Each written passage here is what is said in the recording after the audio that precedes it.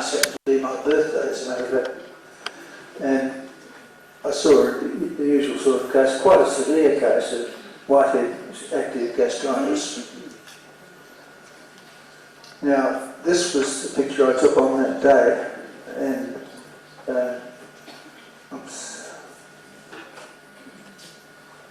it shows, for those with a bit of imagination perhaps, a blue line on the surface of the epithelium here. That shows a little bit more there.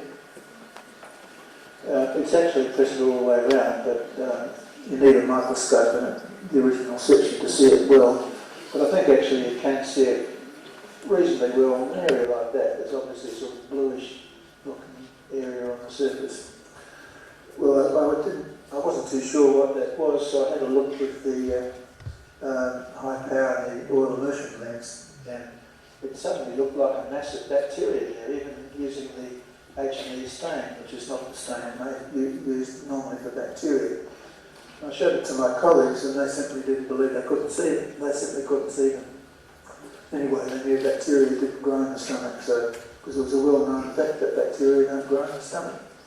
And I can assure you, people here don't believe well-known facts because they can always be wrong. Anyway, the other thing about this is it does show whitehead's active change here. You can see the cells really severely bulging out into the lumen with the nuclei floating around. You've got nuclei at the top of the cells look quite abnormal. So these cells seem to have lost their structure. There are lesser changes, but it's the same sort of thing here where the cells are actually very irregular on the surface. You can see them sort of bulging out into the lumen there. Not as much as whitehead showed, not as much as that, but it's still the same thing. There's a bit less damage because the nuclei aren't floating around so much. And also you can see signs that the cells are proliferating, presumably because some are damaged and lost. And there's a mitosis there, another mitosis up here, another mitosis there. So there's a proliferation of the epithelial cells as well, probably due to the damage caused by the inflammation. Now there's quite a lot of inflammation in the stroma, and there are polymorphs down there as well. As I said before, that just means there's chronic inflammation of the mucosa. But there is some of whitehead's change here as well. There's a polymorph there, polymorph here, polymorph there, polymorph down there. And further down, I'm not showing in the picture, there are more polymorphs in the epithelium. So this does show whitehead's active change quite nicely. Anyway, my colleagues didn't believe there were bacteria there, so we actually got them to do the silver stain, and even at a low power view with a silver stain, you can see that there are lots of black bacteria on the surface there. You can see how the silver stain shows them up fairly well, because with the silver, the bacteria, when they stain black, and the tissue structures either stain sort of yellowy colour or brown. Very rarely actually as black as the bacteria. And in high power view, you can see pretty clearly that there are lots of little curved bacteria stuck on the surface of those cells. Now it seems to be a funny sort of jumbled pattern of cell material in there. The reason is that this is all cut. They're bulging out into the lumen, and the epithelial cells, you can see them bulging out into the lumen there. But what's happened here is that this is actually cut through them obliquely. That's like my fingers there, cutting through it obliquely like that. So you get this finger joined to the surface, this finger's a cross-section, this one's a cross-section, this one's a cross-section. And that's why you see all these sort of cross-section pieces of the cells is out here. An area like this, you can see cells obviously growing on the surface of the cells there and palisaded along here, the surface where you can see not just a cross-section but a whole area of the surface there. Now I think there's no doubt these bacteria are stuck on the surface of these epithelial cells, and as far as I'm concerned, and as far as I was concerned then, they were happily growing there. What they were doing there, I have no idea, but that's what they seem to be doing anyway. When in an area like this, there are about 2,000 bacteria in that section. There are about 4 of them here floating in the mucus, another couple here floating in the mucus. So out of about 2,000 bacteria half a dozen of them are floating around above the surface. All the rest are stuck firmly on the epithelial cell surface. So they seem to me to be quite clearly bacteria growing on the surface. This is a drawing I did at the time to try and show my colleagues what I was looking at. This is the old type biopsy where we take a piece of the whole section of the stomach with the muscle and the mucosa. The big section from the mucosa is like a very large endoscopic biopsy here, which looks like this, with the full section of the full thickness of the mucosa. And you can see the glands at the bottom and the necks of the glands here and the lumen up the top. That gives you some idea of what we're looking at. Now this is a very small endoscopic biopsy would look like that, and you get this sort of picture here with just the neck of the glands with polymorphs in the epithelium, and higher up here you see the cells bulging out in the lumen, and this is what that looks like with polymorphs in the epithelium still even up there, and bacteria growing on the surface and the nuclei floating around. It should look like this, with a fairly flat surface of the epithelium, lots of mucus secretion at the top here, which is largely gone in this area, and the nuclei nicely lined up in the bottom of the epithelium. That's what it should look like, and that's what it did look like in these cases. So it looked quite abnormal, and it looks as if the bacteria was there. Well, we did electron microscopy on this. Actually, we did electron microscopy on the paraffin section that we were just looking at, which obviously isn't going to be the best for electron microscopy. This is another case. In fact, it says normal epithelium. It's not quite normal. In fact, this is a patient who had Helicobacter infection and was treated, and the bacteria have now gone. This is a fortnight later. The bacteria have gone. The mucus secretion, these globules here, is back again. The nuclei along the cell base in the normal position, and there is still a bit of edema down at the bottom of the cells here. But basically it looks fairly normal. And if you look carefully, you can see that there are lots of little hairy things, what I call microvilli, on the surface of those cells, just sticking out from the surface of the cells. Perhaps show it best in an area like that. These are quite important because each microvillus contains a bundle of very fine filaments which attach to the end of the microvillus, and then they branch out through the epithelial cells, past the globules of mucus, past the nucleus, and attach to the cell base.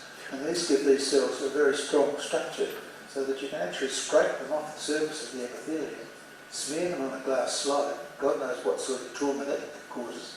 But if you look at them staying in the microscope for cytology, you can they still look like columnar epithelial cells. They still have the same structure as they do here. So that is a really quite strong structure that they normally have. Now this is a much higher power view, of course. It just shows the top of two cells. You can see the mucus globules in the top of the cell there, and there's only a few mucus globules in the top of this cell. And attached to the top of those epithelial cells are these bacteria. And you see the cells bulging out into the lumen. There's this bacteria down there, but it's not in between the cells. It's between where there actually is one there, there's one there, there's one down here. It's where those cells are bulging out, and in between them. It's not between the cells, it's between the parts bulging out, the bacteria. And it's interesting to note that there are not very many of those microvilli visible here, but there are some still present. There's one there, and it's got a bacterium attached to it. There's a thickened one here, quite abnormal, but thickened, with a bacterium attached there. There's one here, probably attached to that bacterium, and there's another one here, attached to that bacterium. So what seems to happen is that these bacteria attach to the microvilli and then make them get thickened and destroy them. And when they destroy them, then the filaments become detached from the surface of the epithelial cells. So the surface membrane loses its filaments, and those filaments float away, and the cells just lose their structure. And that's how Whitehead's active change seems to occur. Well, this is another even higher power view.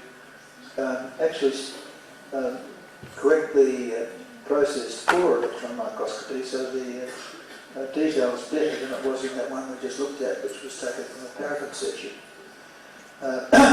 And you can see half of one bacterium here, and there's a thickened microvillus underneath, and it seems to be attached to the bacterium by what looks like a cell junction here, with a thickened area of the surface membrane and proteinaceous material, fibrillary material, between the surface of the cell and the bacterium there. So it really looks as if the bacterium is firmly attached to the epithelial membrane by what looks like a cell junction. Over here there's an intact microvillus, which is still the normal shape, and you can see there's bundles of filaments inside it, and they attach to the top of the microvillus. And over here is a thing that looks similar, but actually this is part of bacterial flagella. You can see it's also got filaments inside it, but it's much smaller than the microvillus of the epithelium. Well, what I thought at the time, people like to know what I thought when I first saw these, so this is what I thought. This is my original report on that first case. I didn't really know what these were. I hadn't seen anything like it before. But what I said was that it contains numerous bacteria in close contact with the surface epithelium. These bacteria have the appearance of Campylobacter.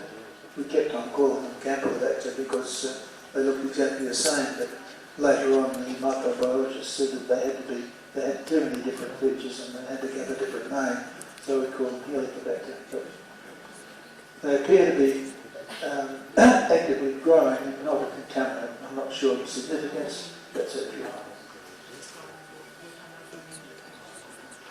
Now, follow-up after that, my colleagues by this stage actually did believe that they were there in that particular case, but they thought that probably, since no one had seen them before and I'd probably never see them again, and they thought they said that if I really thought they were of any significance, I should keep looking for them.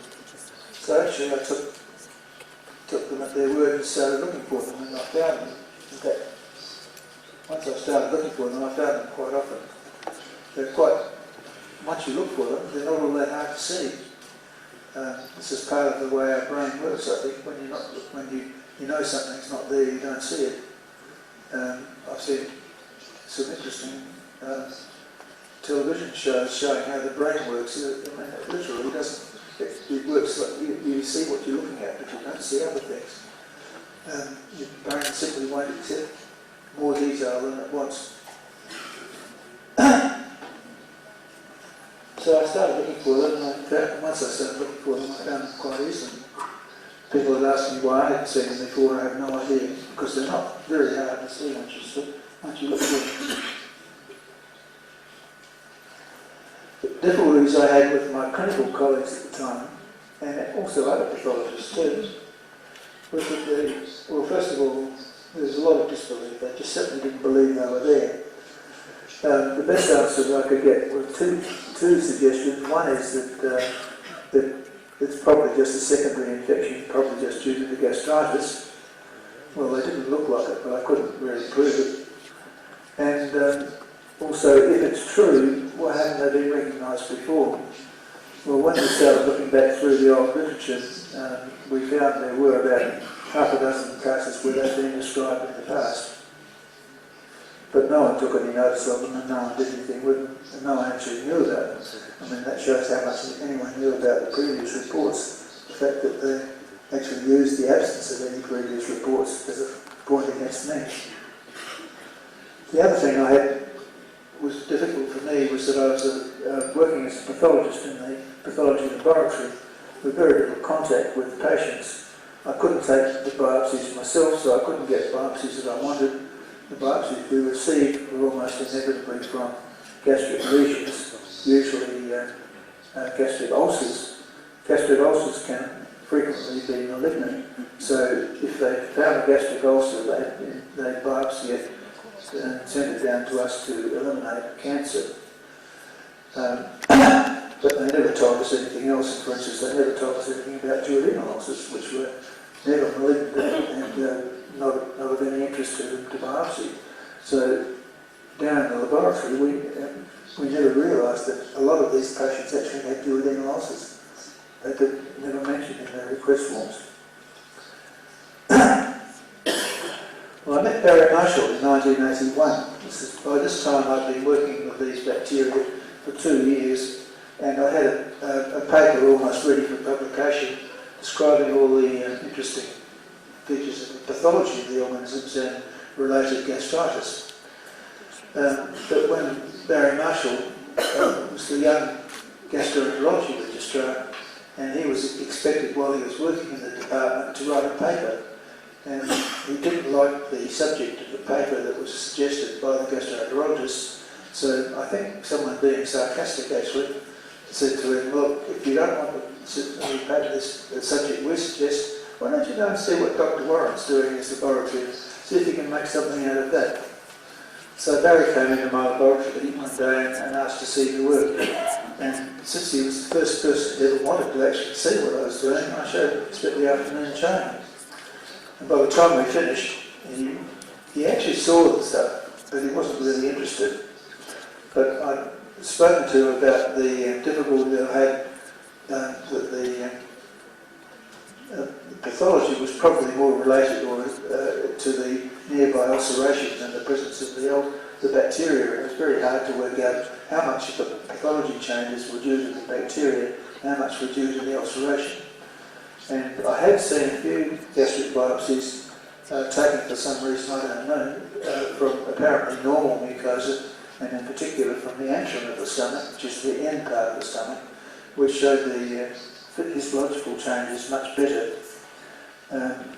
So what I asked Barry to do was, if he could help a little bit, was to take some biopsies from apparently normal mucosa, nowhere near any ulceration, from the antrum of the stomach, and let's see how they went. Well, actually they showed the features beautifully. He sent these biopsies to us and came down and looked at them, and he saw all the features very nicely, and it was obviously related. These active gastritis clearly related to the organisms in those biopsies. And suddenly Barry became very interested, and we had a clinical collaborator. So instead of being a pathology study, it became a clinical pathology study, which is a much bigger study, which we can relate micropathology to the clinical features. We agreed to undertake a study of 100 sequential biopsies that the patients sent to outpatients for gastroscopy. And these, one difficulty was they were all sent for gastroscopy because they had the peptic ulcer pain. So we couldn't really relate that to what we were finding. But we did do Barry actually worked out a magnificent clinical protocol of symptoms, in which every symptom you could imagine was put down there for the poor old patients to go through and then tick across whatever any of them that they did or didn't have. We'll see just how detailed that was in a moment. He also sent biopsies for culture and to me for histology. And the results were a bit unexpected. First of all, the symptoms in this magnificent protocol Barry worked out, they seem to be totally unrelated to the presence of the bacteria.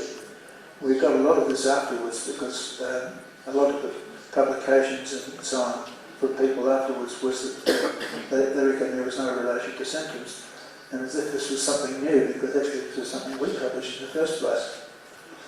But just to show you the detail of Barry's protocol, I wouldn't have actually put this in at all if I was doing it, but two symptoms of bad breath and burping, and they seem to be related to the presence of the bacteria.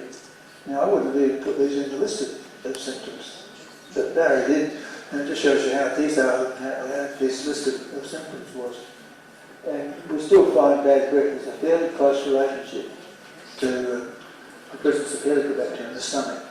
So if you've got people complain about your bad breath, get your helicobacter tested.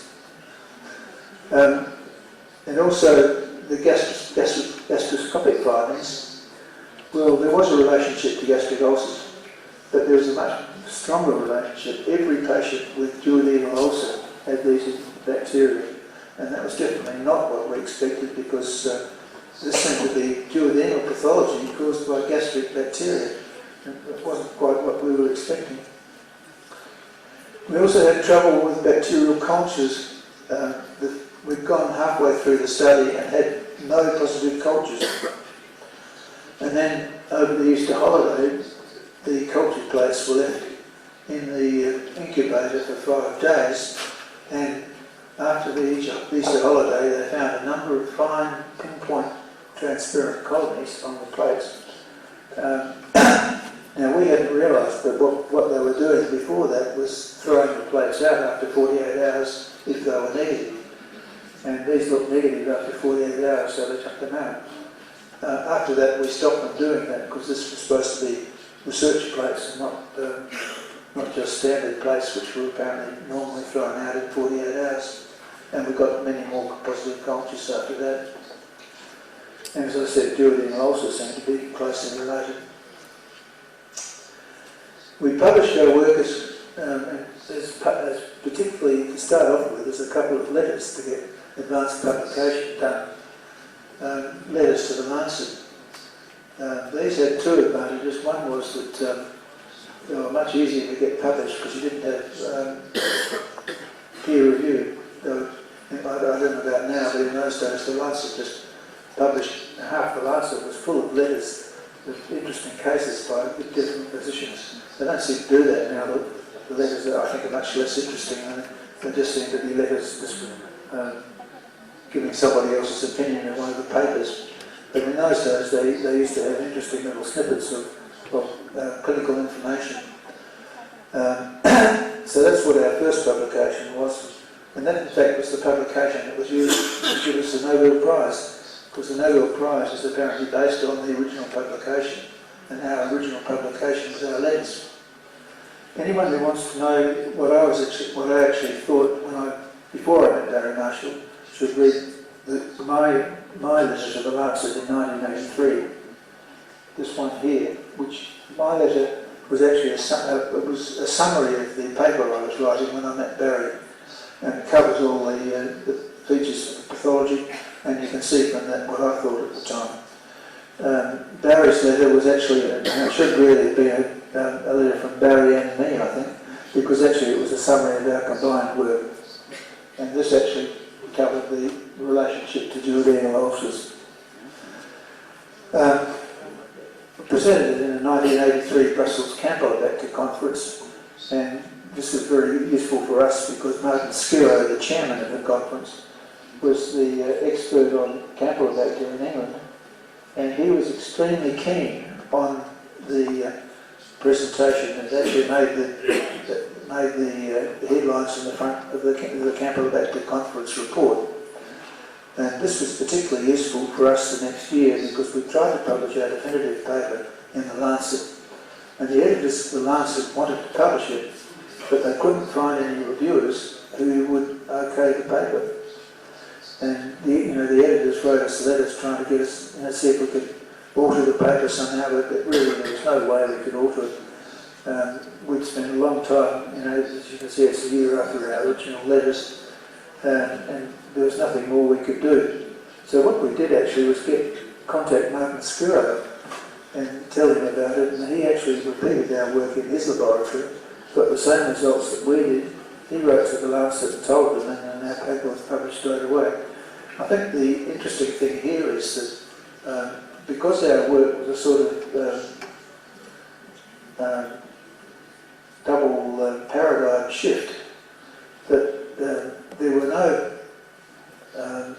peers to review it, because no one had seen anything like this before. I mean, we first of all said that there were bacteria growing in the stomach, and everyone knew there weren't any bacteria there.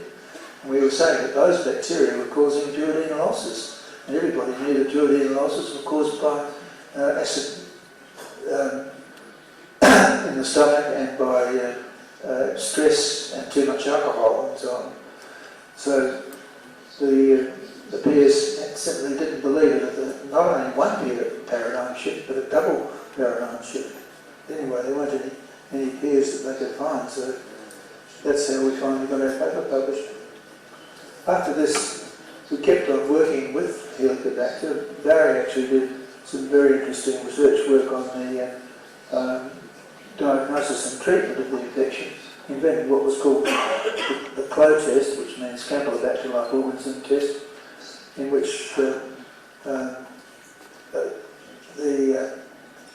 gastroenterologist could diagnose the infection in theatre. They just took a little piece of tissue from the stomach, put it in the CLO test, and it turned pink if it was positive. And that's still being used, actually. It's been a very successful income producer for Barry. And also suggested the serology and the breath test. He also found that bismuth had been used for ulcers in Osler's textbook of medicine from about 150 years before, or 100 years before then actually. And he thought that maybe the bismuth was working by killing the bacteria. It was thought at the time, I think, that it produced a layer on the surface of the ulcers and allowed them to heal. But Barry thought that it might be working by killing the bacteria. And in fact, we found that that was the case. You can kill these bacteria just using bismuth. And also, Barry and Arthur Morris in New Zealand tried to show that these bacteria were pathogenic by fulfilling Koch's postulates. They both gave themselves a dose of bacteria, infected their own stomachs, and I'll mention this again here now. Some examples of Helicobacter infection that we saw at the time. First of all, I put at the top of the list Barry Marshall's own stomach. He gave himself a very severe active gastritis. He made himself quite sick. He also made his wife very angry because he hadn't mentioned this to her before he started. So she got very angry, and so he treated himself, got rid of the bacteria straight away. So that's one type of infection. He actually did have quite a severe gastritis and lots of bacteria there, but he didn't manage to get a culture. On the other hand, Arthur Morris in New Zealand gave himself a very mild chronic gastritis with Helicobacter present, but he couldn't get rid of it. He had repeated courses of therapy until finally he got rid of it after about 18 months. So there are two types of the infection, I suppose. Another variety which might be interesting to any clinicians here is that my wife developed arthritis, and she was given anti-inflammatory drugs for the arthritis and developed peptic ulcer pain. So she had to stop the drugs. And then she got the arthritis back. So I went through that cycle a couple of times. And then I thought, maybe she's got Helicobacter. So I sent it to Barry. He diagnosed that she did, treated it, and after she was treated, she was able to take the anti-inflammatory drugs without getting the peptic pain. So there's no doubt that the anti-inflammatory drugs, whether you've got Helicobacter or not, can cause peptic ulcer. But it might be possible if you've got patients that need the anti-inflammatory drugs. If they've got Helicobacter, you might be able to use the drugs after treatment. And the last one down there was me. Now I was an example of one of the big nuisances that we had trying to convince everybody of the importance of Helicobacter, because I had no symptoms whatsoever. I had no idea I had anything in my stomach. But my wife, when she was treated, started complaining that I had bad breath. And I thought, bad breath, maybe I've got an infection. So I was tested and found positive and treated, and the Helicobacter went away and the bad breath went away as well. The family was happy again. But it's an interesting thing. It looks as if you... I think the same thing applies. My wife and I, we like garlic, but we used to make sure that we both had garlic or neither of us did, because it's not very nice breathing. Someone else's garlic. But if you both have it, you don't notice it. The same applied to this. We had a study of duodenal ulcers in 1986. We had 100 patients with duodenal ulcers. All of them were treated for the ulcers with an anti-ulcer treatment. and they were also given either placebo or some form of antibacterial therapy. And now, as far as Barry was concerned, the study was basically to find out what happened to the ulcers with the bacteria still there or absent. And what he found basically was that if the bacteria went, the ulcers went away and stayed away. If the bacteria was still there, the ulcers would originally heal, but they'd come back again. So in effect, with the ulcers, with the bacteria gone, you cure the ulcer disease. With the bacteria still there, the ulcer disease, if you like, is still there, so that when at some later stage ulcers come back again. But this provided me with an immense amount of study for the histology of Helicobacter infection. And I had about 500 biopsies from these patients who were all biopsied before the study. They were biopsied 2 weeks after treatment for the ulcers. They were biopsied in 3 months, 6 months, 12 months, and up to 7 years follow-up. So this gave me a lot of biopsies to look at to see what happened with or without Helicobacter infection. I gave them, I used 3 of the features I saw in Whitehead's change, basically the 2 he described, the cobblestone change and polymorph infiltration, and also another feature which is the reduction in mucus secretion, which they almost all have. I included that, that's not part of Whitehead's original description. And also I put in the lymphocyte infiltration in the stroma, which almost every, or really every patient with chronic gastritis has. And I put that in as well. Each of these were given a value from 0 to 9, which looks a bit complicated, but in fact it was fairly easy to do. And then these were added together, so I gave each biopsy a value from 0 to 36 for the gastritis. Now I made histograms of these features.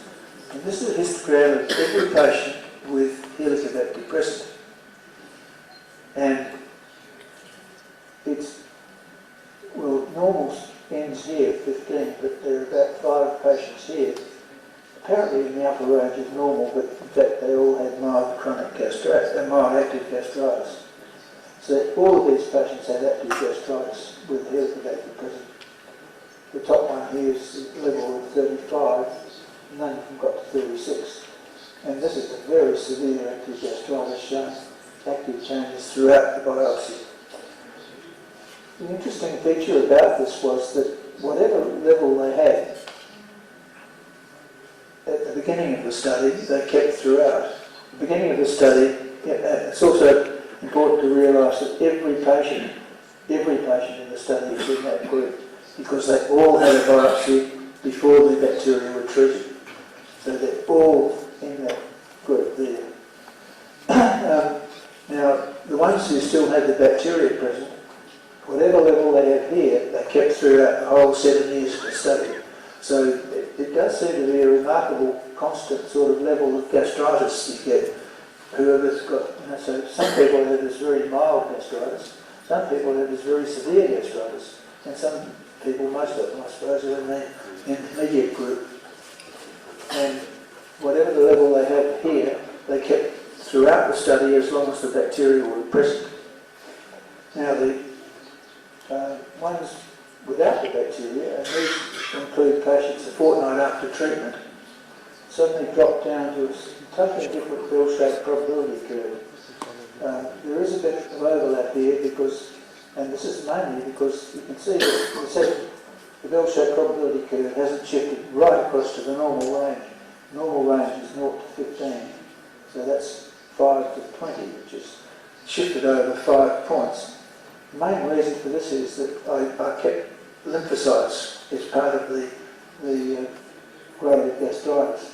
And while the active changes that Whitehead described before disappeared instantly pretty well, the lymphocytes took about 6 months to go. So that's actually caused this to shift over to the right here. But basically it's shifted a long way, and this is something very rarely seen. in clinical studies. You can see here there are two totally different probability curves before treatment and after treatment. And I have never seen a change in probability curves like this in any medical treatment of any sort. Usually you just get a bit of a shift in the curve so that the mean changes from say here to over here, and you have a p-value of less than 0.1 that they're different. And that sort of works like that to prove that the new treatment is better than before. Well, here we've got, in fact, I actually did just for fun. Well, it's really pretty pointless, but I've got a p-value that whether these two are the same, and the value was 0.1001. It's sort of a ridiculously small level. But basically, you've just got two totally different probability curves, and there's no argument about whether they're the same or not. They are different. So what seems to happen when you get rid of the bacteria is that the whitehead's active change instantly goes, and the whitehead's active change seems to be due to the bacteria on the surface. And I think this is reasonable because you've got bacteria growing on that surface epithelium, and the surface epithelium has been damaged. And that's what causes the active change. The active change are changes in the epithelium. So while you might get chronic changes in the stroma underneath as well, you also, the primary thing that you see are these changes in the epithelium itself. Duodenal ulcers, on the other hand, I think actually are not duodenal ulcers at all. They're distal gastric ulcers. And I'll just quickly mention why I think that. They actually occur in the duodenal cap, which is the very first part of the duodenum. And Barry took biopsies from proximal, lateral and distal borders of all the ulcers he saw. So we could actually see quite clearly what they were like. And another one of my pretty drawings, and that shows the pylorus here, and it sticks out into the lumen like a sharp shelf down at the distal end there. And the cap of the duodenum is in here. This is what it looks like on a section, and you can see the pylorus sticks out as quite a sharp shelf sticking out into the lumen. And the gastric mucosa comes normally through it and into the first part of the duodenum. And then we have duodenal mucosa down here. And when you have a duodenal ulcer, what seems to happen in every case is that the gastric mucosa comes through to the proximal border of the ulcer. None of them had duodenal mucosa here, it was gastric. Then there's the ulcer in the cap of the duodenum. And then duodenal mucosa down here at the distal side. And as I said, I think this is basically a distal gastric ulcer. And what seems to happen is that you've got a stomach here full of corrosive gastric juices and food fragments, and you have a sharp little shelf of the pylorus at the distal end. And if you've got Helicobacter infection, you've got damaged mucosa in that whole area of gastric epithelium. And every now and again, the pylorus relaxes and the stomach contracts and squirts that gastric juices through that sharp shelf there. And under those circumstances, I don't think it's surprising that that area is where you get an ulcer. This is an actual section of the pylorus, and you can see, I wasn't kidding when I said it was a sharp shelf sticking out into the lumen here. It's quite sharp at the top here, it sticks out there. So that's the centre at the distal end of the stomach. And this mucosa here is actually inflamed, that's why it's a bit blue looking. And it goes through down to here, and that's where it joins the duodenal mucosa here. But so there's gastric mucosa coming through the pylorus and down into here. It hasn't been pushed through everything, and so it just normally was.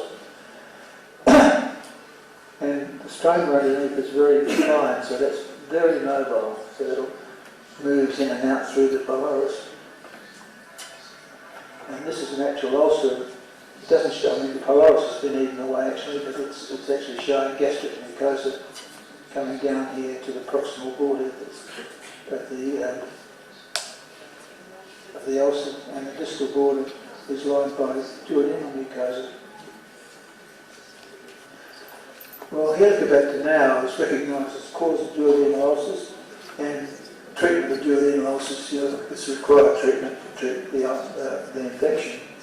Unfortunately, as far as I'm concerned, I haven't ever been able to convince clinicians of the importance of the gastritis that the bacteria cause. Every patient with the infection has chronic gastritis. Some of them very mild, some of them quite severe, and as we saw there, the majority is sort of in between. But they don't get any symptoms. They've only got gastritis. It would appear that there are no pain receptors on the inside of the stomach, and you don't get pain until you have an ulcer which penetrates and causes inflammation on the outside of the stomach, where you get peritonitis, which causes pain. So these people with no pain, as I said, I was a case. I had an infection. Presumably, I don't know, I didn't see a biopsy, but presumably I had a moderate degree of gastritis, but I had no symptoms at all. And this makes it difficult for the clinicians, I suppose, but as far as they're concerned, if there was only gastritis, and it wasn't causing any symptoms, it wasn't of any significance. I don't think that's quite the case in Japan at the moment, where elderly people are getting high rate of carcinoma, but I don't think there's much doubt that carcinoma occurs in chronically inflamed tissues in the stomach. You have a gastritis here caused by Helicobacter, which usually is an infection of the babies and stays there until it's treated. And if it's there in elderly people, it's been there for about 80 years, and by that stage there's quite a lot of damage to the mucosa and carcinomas start occurring.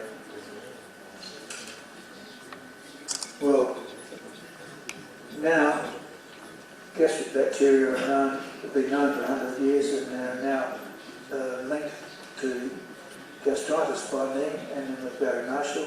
We cultured them, we showed they were related to duodenal ulcers. Barry fulfilled Cox postulates, and eradication seems to remove duodenal ulcer disease. Thank you.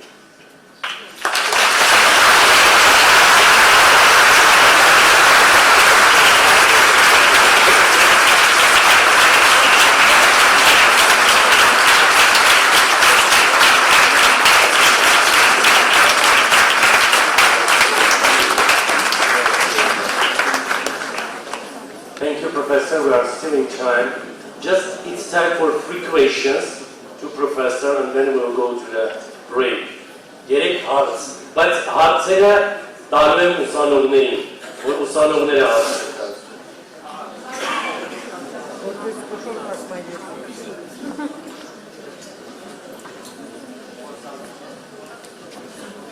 Միկրոֆոն այդտեղ փոխանցեք, թող առաջինը ուսանողը հարցնի։ Առաջինը ուսանողը։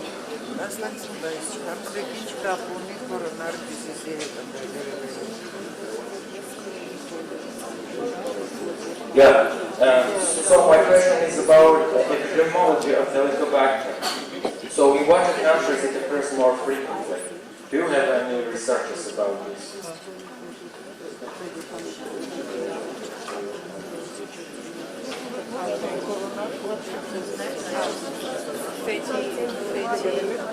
Well, there have been studies on this, not by me, but other people have done them.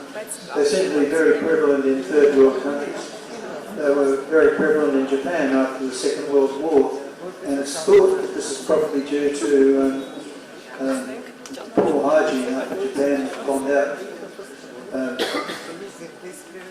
And that seems to now be the cause of high rate of cancer in Japan and other people. In other third world countries, though, it seems to be very common, but I'm not sure what the rate of things like duodenal ulcer and cancer is in those countries. I suspect it's probably not very high, but mainly because they've got plenty of other things to worry about, and also they don't live long enough to start getting cancer. Այ հարց, չէ ուսանող սկզբից, ուսանող։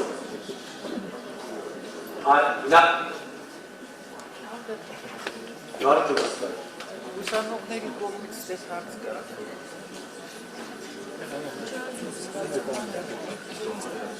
Dear Professor Warren, so I really wanted to hear this from you as a pathologist. So there is this debate throughout the world, the clinicians and pathologists, does the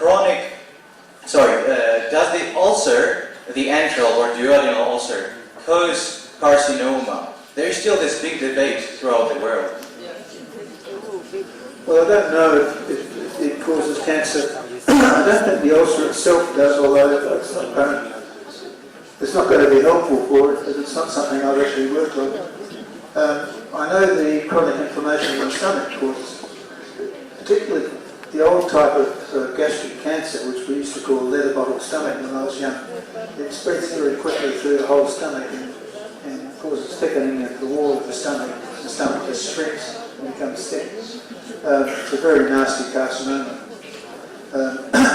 But I have seen, for instance, cases of so-called multiple lymphoma, mucosal related lymphoma,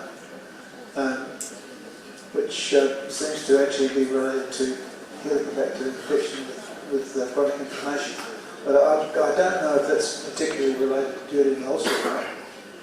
It would be very hard to tell because duodenal ulcers there's been so many of these infected cases anyway. Thank you. One more.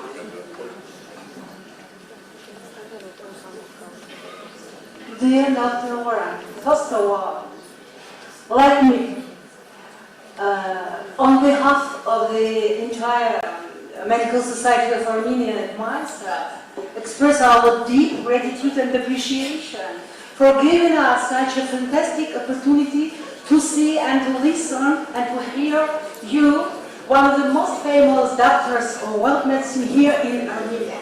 Thank you very much.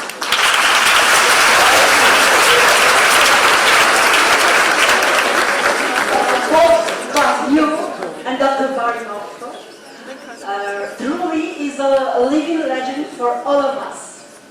With your fundamental discovery, a new understanding, not diagnosis and treatment and prophylaxis of whole group of disease took place. And the world medicine received such an effective direction as verification. Thank you very much. My question is next. Follow. Are there any explanation why, despite the fact that Helicobacter pylori may be detected in different areas of stomach, mainly of course in antrum, there is a formed of single ulcers as a rule, but no multiple?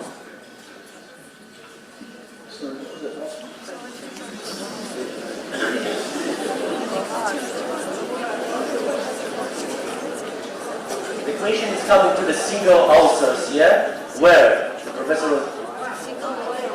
My question is, despite the fact that H. pylori may be detected in different nucleus parts of the stomach, of course, mainly in the antrum, as a rule, we have a single ulcer, but no multiple, as a symptomatic ulcer.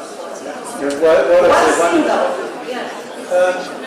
Actually, you can get multiple ulcers in the stomach, but the duodenal ulcer, I think I explained why that's perhaps a particularly common place to get an ulcer, because I think there's trauma actually going on in that region. If you've got damaged mucosa and trauma, it's likely to ulcerate. That's only a theory, but that's my theory. But that is certainly a particular point where you get ulcers quite common. Other areas of the stomach, gastric ulcers are related to Helicobacter infection, but they also occur without Helicobacter infection as well, and they can occur with multiple ulcers or single ulcers or different areas. Thank you. One question from the student. You said that most patients who have this H. pylori bacteria, they are asymptomatic. But if the patient has allergy, is this allergy is induced by the H. pylori directly, and can we consider this allergy as a symptom of H. pylori infection?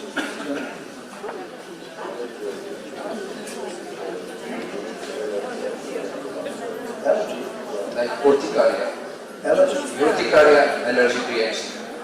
If the patient have H. pylori and have these symptoms, is this symptom?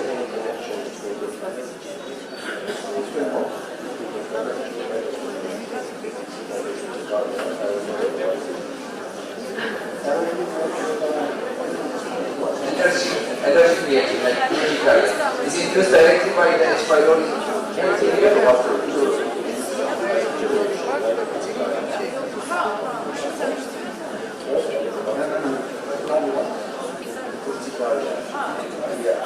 Allergic reaction, skin rash, hives. I think hives can be induced by H. pylori directly. I don't know. I don't understand.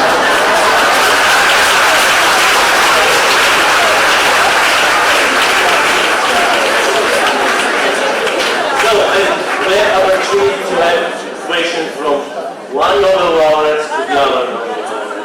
However, you have a question. Your question, yeah. John, is the linkage to gastric carcinoma founded? It's strong? And then what is the linkage to coronary vascular heart disease? Well, I haven't been involved with any work on coronary artery disease, but other people, there have been people that have worked on it and shown that people with Helicobacter are more likely to get coronary artery disease. Just what I haven't seen the research work. I don't know what they've done, how they worked it out. I know that has been published. That's all. And what about gastric carcinoma? Well, that's. I think there are two things. The work that I had done myself, actually, in which, at quite an early stage, I was trying to suggest to Barry that cases of the classical gastric carcinoma looked like long end-stage Helicobacter infection gastritis, because they showed the same features as a really severe end-stage Helicobacter gastritis with almost total gastric atrophy and little areas of gastric mucosa still present with metaplasia and other damage to the epithelium, and then an area of carcinoma. And that's what we saw, sort of end-stage, and I've seen several cases of end-stage Helicobacter infection showing that, and it looked to me as if, and also I'd seen a lot of cases of gastric carcinoma, and they show the same sort of gastritis around them as this was, seen in end-stage Helicobacter infection. And so I was suggesting to Barry at this stage that, I thought that maybe that they were related to carcinoma. Barry told me to shut up because at that time we were having so much trouble with people who thought we were crazy. He thought if I started saying it was causing cancer as well, we'd never get our message across. So I didn't say any more about it. But the next thing I knew really was that in Japan, when I was invited there for a conference, a lot of the conference was taken up by people from Japan who were showing that there was a very strong relationship in elderly people with Helicobacter infection getting gastric cancer. And there was a very strong movement in Japan at the time to treat every man over 60 for Helicobacter infection. Now, I don't know if this ever came to pass, but they were seriously suggesting it at the time, because they were almost all infected with Helicobacter, and a large number of them were getting gastric carcinoma. But that's a statistical sort of relationship. Okay, so we can go to the break, to the next lecture will start.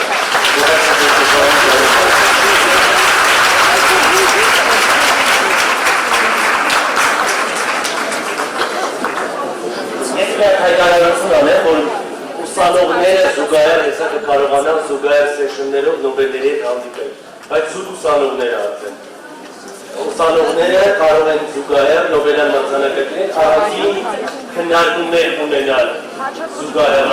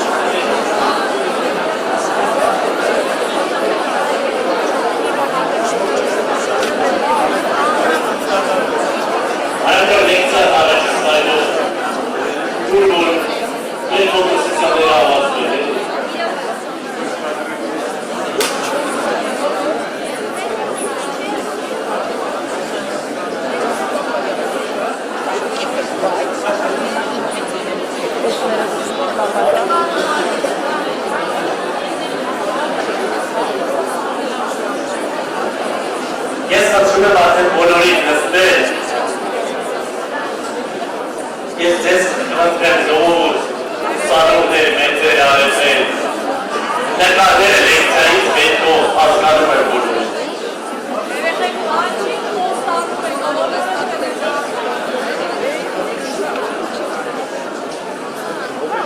Please take your seats.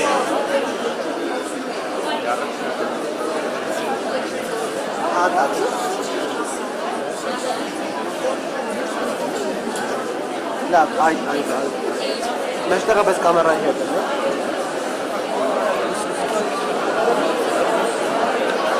Okay, so we start. Please take your final seats.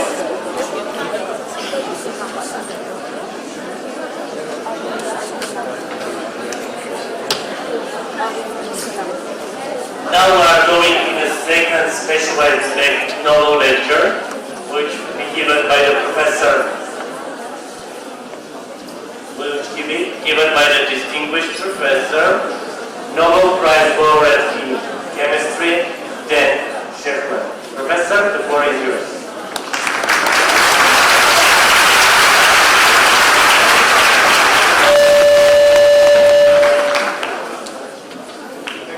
Thank you very much. Armenia.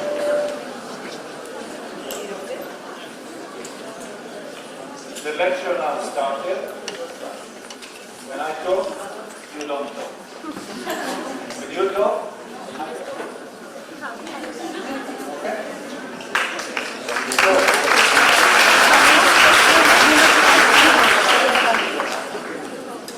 So, the subject of my talk today is quasi-periodic materials, the paradigm shift in crystallography. I will make this lecture very, very simple, although it describes a complex issue in the science of crystallography. My name is Shechtman. I'm from the Technion in Haifa, Israel. I also have a position in Iowa State University. And let us start. Let me take you back to the mid-80s. And in the mid-80s, there were three surprising discoveries of the structure of matter and its properties. In these three discoveries,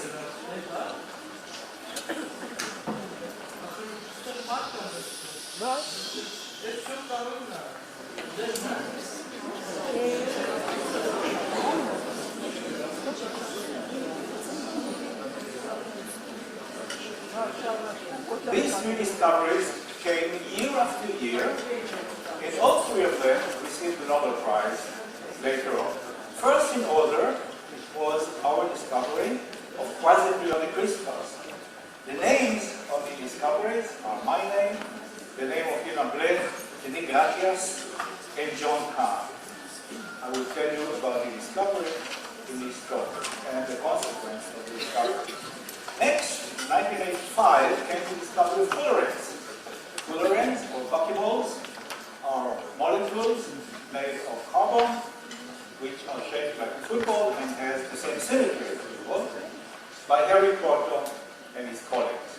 And a year later came the discovery of high-temperature superconductors. Now, when high-temperature superconductors were announced, everybody was happy. Of course, superconductivity was known since 1909, but we did not have high-temperature superconductivity.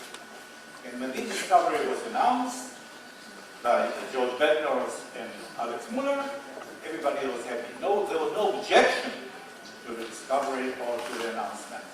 When fullerenes were discovered and announced, they met some opposition. About 6 papers were against the model of Harry Croton and his colleagues. They died very, very quickly. But when quasi-periodic materials were announced, they met a lot of opposition from the top of the scientific world, and that opposition continued for 10 years, from 1984 to 1994. And I will tell you the story of the discovery and why was there such big wave of opposition. So let us start. In order to understand my discovery, we have to talk a little bit about order, about periodicity, and about rotational symmetry, so that everybody will know the basics. So let's start with order. Here is a 2-dimensional lattice, and it is clearly ordered. What does it mean to you?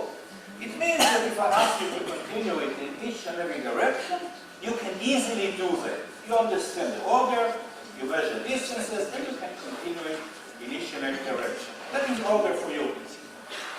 What is periodicity? Well, this two-dimensional crystal is not only order, it is also periodic. That means that if you go in this direction, look at the red direction there is equal distance between any two points or any two atoms. And this is true for every direction because the whole crystal is periodic. So it is also true for this direction, you see the periodicity, and in this direction you see periodicity. Equal distances between any two points in each and every direction. So now we know what is order, and now we know what is periodicity. What is rotational symmetry? Well, look at this two-dimensional lattice. It is the same as before, and now I have added a little right handle at the top, so that when I rotate it, you'll see that it has been rotated. And I can rotate it 90 degrees, and it looks the same. I can rotate it 180 degrees, still look the same. 270 degrees, looks the same. 360 degrees, looks the same. And I can do that 4 times. And this is why this lattice has a 4-fold rotational symmetry. Right? Because I can do it 4 times, each time it looks the same. This is rotational symmetry. Now let's say a few words about crystallography. Crystallography started thousands of years ago. The ancient Greeks already postulated that crystals that they have found in the mountains or created in the kitchen had facets because they were made of very, very small particles, which they called atoms, undivided. And these atoms were arranged in a certain order, and that order created those facets. And it was true. Now, if you think that ancient people understood something in science, you are wrong. They didn't understand almost anything in science. But in this case, they were right. And that understanding of the structure of matter could not be tested. And only, we'll skip all this story, only in, only in 1912, with a famous experiment by a German scientist named Laue, who performed the first X-ray diffraction experiment, only then we had a tool that enabled us not only to prove that crystals are indeed ordered, but also to test their order and to find what their order is. 1912. The crystal that Laue tested was not only ordered, it was also periodic. And all the crystals that were studied from 1912 until 1982, for 70 years, all these crystals had one thing in common. They were ordered, and therefore crystals, and they were periodic. There was no exception. And all the crystals, all the huge number of crystals that were tested, hundreds of thousands of them, were all ordered and periodic. And therefore, a definition of a crystal came up not because of fundamental understanding, but because of hundreds of thousands of observations. Because all crystals were ordered and periodic, the definition of a crystal was something like that. A crystal is a solid composed of atoms arranged in a pattern periodic in 3 dimensions. Simple. This is the crystal. Another definition, exactly the same meaning, although different words. Atoms in the crystals are arranged in a pattern that repeats itself in 3 dimensions throughout the interior of the crystal. Exactly the same meaning. Crystals were ordered and periodic. And so grew the science of crystallography. And the leaders of the science of crystallography were the International Union of Crystallography. This is a hardcore body of mathematical crystallographers. people have to prove everything from the very foundation. Hardcore people, no-nonsense people. And they ruled the science of crystallography. And the tool of choice was X-ray diffraction. X-ray diffraction became more and more precise. X-ray machine became more and more powerful. They became more and more precise. We could measure to very high precision distances between atoms and so on. And the science of crystallography was peaceful. It was a mature science. Mature science is a science in which people believe that everything is understood. We understand crystallography. And we have a tool to measure crystals. Life was simple. And then, crystallography in 1982, I'll show you an example of a book from which we studied. It's a book by Charles Kittel, and I marked something in green here. I know you cannot read it because it is too small. This is why I'm analogy for you. So it says the following. We can make a crystal for molecules, which individually, each molecule, have a 5-fold rotation axis. But we should not expect the lattice to have 5-fold rotation axis. Why is it? Well, if you look at the mathematics of crystals, it is clearly to see that the rotational symmetries that are allowed are 2, 3, 4, and 6. No 5, and nothing beyond 6 is allowed. And I can tell you a story. When I studied for my master's degree, I took a class in crystallography, and in the final exam, was one of the questions was, prove that 5-fold rotational symmetry cannot exist in crystals. And I proved it. And I passed that exam. And this is why I'm here now. No fun.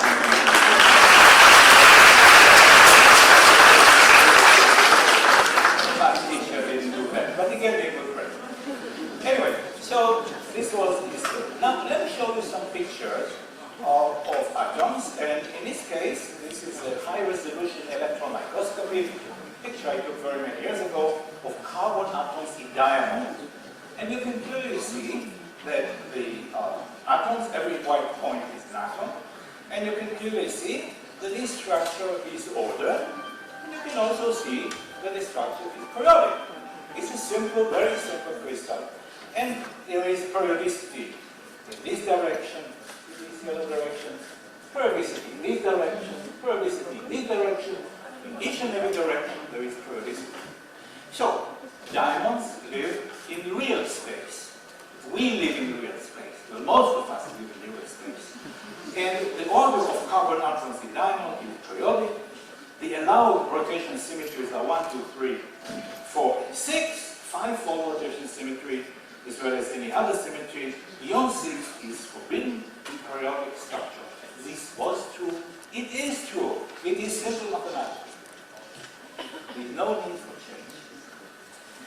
Now, let me take you now to the diffraction space, the space in which the diffraction pattern exists. This is called the reciprocal space, as opposed to the real space in which the atoms live. The reciprocal space is where the diffraction spots live. And here is an example of a diffraction pattern. This diffraction pattern was taken by an electron microscope, transmission electron microscope. This is an electron diffraction. The fat point in the center is the transmitted beam. I will explain how a transmission microscope works.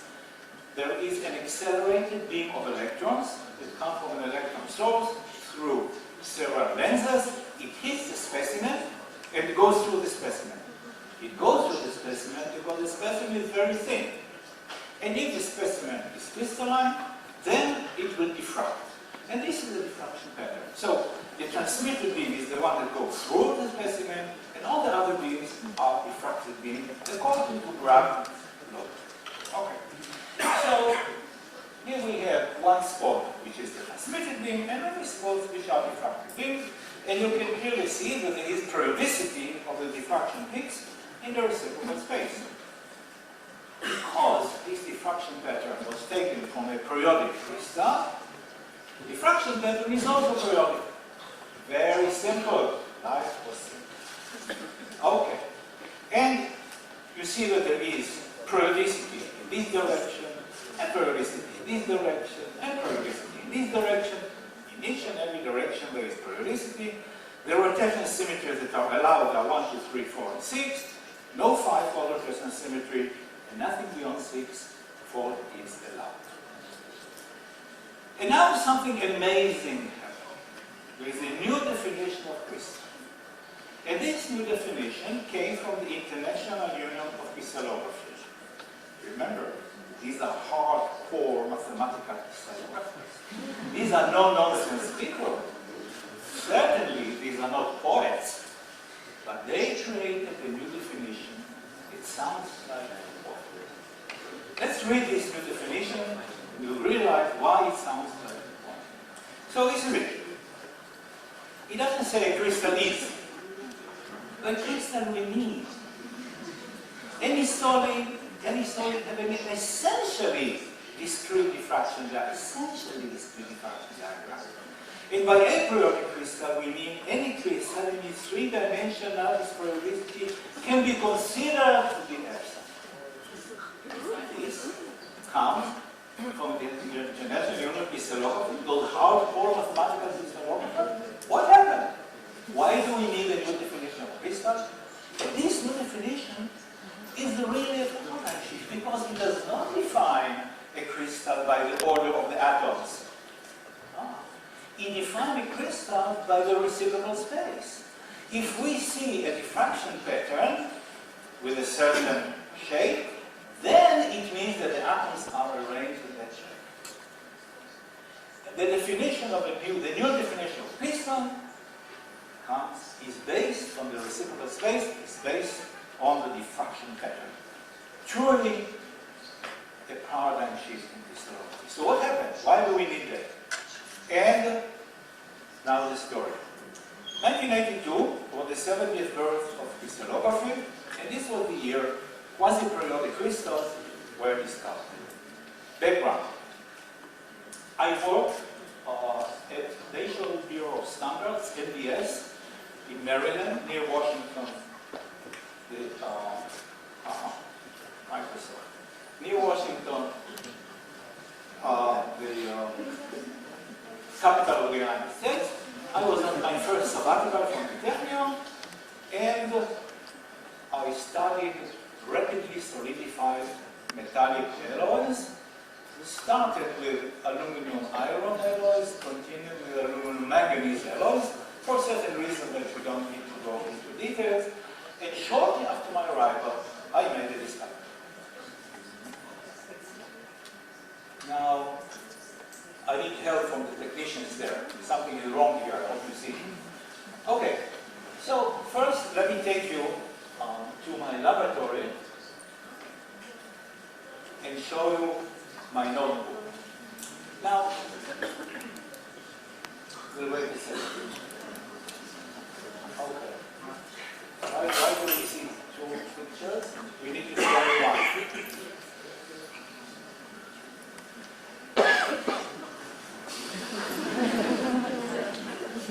Okay. It will soon come, and I also don't see anything there. Okay. Voila. Thank you. If I can see it also here, that would be amazing. This is a picture of that day in my notebook. This is afternoon of April 8, 1982. April 8 was just a few days ago. In 1982, and this notebook was not written for you, it was written for me. It is written in sloppy handwriting. It is written in short handwriting, but I will explain to you. And the lesson to the students among you, which is the majority of the people here, when you form experiment, write down in the logbook. You may remember that experiment for 2-3 days, but a year later you don't remember it. So write it down in the logbook, and then you can remember it 40 years later and more. Okay, so what do we see here? The first, let me just pull my laser pointer to be easier to follow this.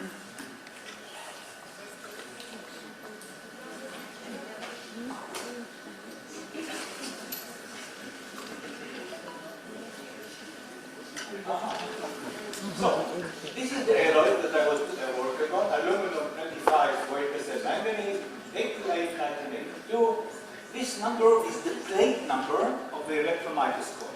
Those days we took pictures in the electron microscope on glass plates, which we took to develop in the darkroom, then fix them, then wash them, then dry them, then print them. In the prints, we fix, we develop, we fix, we dry. The whole operation that make a day. Nowadays you push a button, it's in your computer. You want to print, push another button, you have a print. Pop! That's it. Microelectronics, amazing. Anyway, so this is plate number 720, SAB selected area diffraction. It's a diffraction pattern, and so on. And then I go to picture number 1724. I look at this picture and I say, wow, what's going on here? This is the sentence that people say when they make a discovery. What's going on? This is strange. I've never seen anything like this before. This may be a discovery if you are experienced enough to know what's possible and what's not possible. So I said, okay, I took this picture, then I took a picture of the diffraction pattern. Look at the diffraction pattern, right? Tenfold with 3 question marks. Turns out to be 5-fold later on, but I could not tell by looking at the diffraction pattern. And then I continued the rest of the afternoon to see what was it, and I will explain you what I thought on day 1. So, this is the discovery. This is about 2 o'clock, April 8, 1980. This is Archimedes. When the story tells us that when Archimedes found his law of Archimedes, he jumped out from the bathtub and he shouted, "Eureka!" We don't do that anymore. Very few of us take baths. We don't have time for that. We take showers. I hope you take showers. Yeah. Well, anyway, so this was that. So what was this picture 1724? This is the picture. So what do we see here? We see here, this is transmission microscopy, right? The material is sort of transparent. And we see crystals here. This is a crystal. Here's another one. Here's another one, and so on. So what's special here? Well, what's special here is some of these crystals are pitch black. Like this one here, and this one here, here. And I have never seen a crystal which is so black in the electron microscope. Because what it means, and this picture was taken by the transmitted beam, it means that this crystal diffracts so heavily that there is no intensity for the transmitted beam. And I was an experienced electron microscopist, and I've never seen anything like this before. So I said, that's interesting. And I look at the diffraction pattern, and this is how it looks like. I look at the diffraction pattern, and I say, what's going on here? Number one, what is the rotation symmetry? So I start to count. 1, 2, 3, 4, 5, 6, 7, 8, 9, 10. Oh, no, cannot be. And I count again. 1, 2, 3, 4, 5, 6, 10, 4. And then I say, well, that's not all that is strange here. Also, there is no periodicity. Remember, in periodic crystal, we have periodic diffraction patterns. But here, there is no periodicity. If you take the distance from here to here, double it, you get here. And there's nothing there. No periodicity, 5-fold rotation symmetry, there ain't no such animal. I say to myself, and it's a mystery that has been resolved only later on. What I thought is that I have twinned crystals. I will explain to you shortly what is a crystal that has twins in it. It's a crystal with defects, and the defects are arranged in a certain order. I don't know. But anyway, the ratio of distances from this distance from here to the center divided by this distance from here to the center will give you the golden mean, or known as the Fibonacci number, and this is the number. 1 plus root 5 divided by 2, 1.618. This distance from here to here divided by this will give you this number, or approximately this number, because of course by dividing two numbers you cannot get an irrational number. That's close to that experiment. So Fibonacci comes to the game. This is Fibonacci divisor. We'll talk about him. This number is called tau or phi. And it's also called the golden mean. That means the people who claim that they understand aesthetics say that this is the magic number. So if you take the distance from here to here divided by the distance from here to here, you will get this amazing number, which is of course nonsense. But don't argue with people who claim they understand this. Okay, so this diffraction pattern was not the only one. This is the fivefold, but then in the microscope there is a goniometer, so you can tilt your specimen and you can rotate it to any orientation that you want, and in each and every orientation you receive diffraction pattern. And so there was 5 here, 5-fold here, 2-fold here, and 63 degrees point 44. From here to here there was another 5-fold, and in another direction 37 degrees or so. 3-fold, 2-fold, and 3-fold. This set of diffraction patterns has an icosahedral symmetry. And I will explain to you what is icosahedral symmetry in a few minutes. Okay, so these are the diffraction patterns. This is the set. What did I think? I thought that I have a twin crystal. And here's an example of a twin crystal. This crystal is diamond, so it is periodic.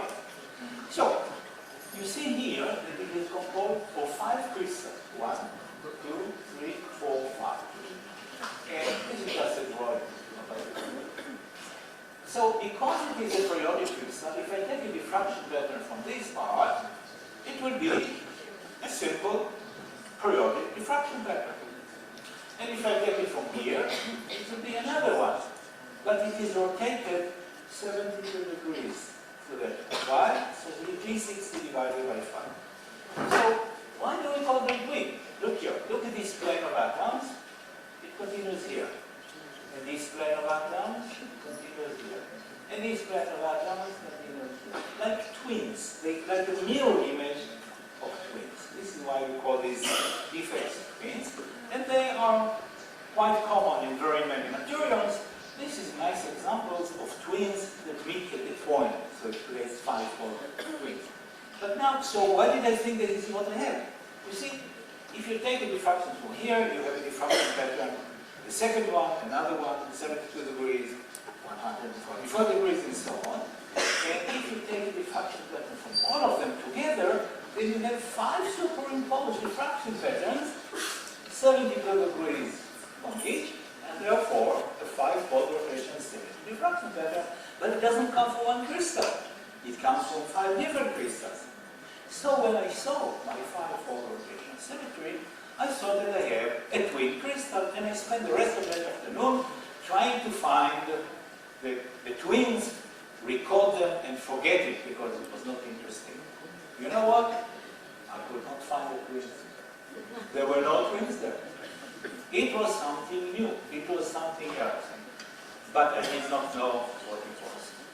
And it took some time. Okay, forget about the segmentation. Now, in 1982, I made a discovery. In 1984, I came back to the Technion after 2 years of sabbatical. And there I met the first person who believed in me and he agreed work with me. His name is E.Yonath, and E.Yonath proposed a model that could explain how these materials could have formed. And together, we wrote a paper, and in 1984, we sent them to a journal called Journal of Applied Physics. Those days, you may not know it, only the very old Max know it, that scientists could not type. We had secretaries to type our papers, and so we wrote our papers by hand. They typed it on a typing machine, and then we corrected it, and they typed it again on the typing machine. Then we corrected it again and again and again, and they typed it again and again and again. And then we take that paper, put it in the envelope, stamp, write the address, send it to the journal. This is what I did. And so, 2 weeks later, so another envelope came from the journal with a letter from the editor, and my paper was there. Saying, dear Dr. Shechtman, thank you very much for your contribution.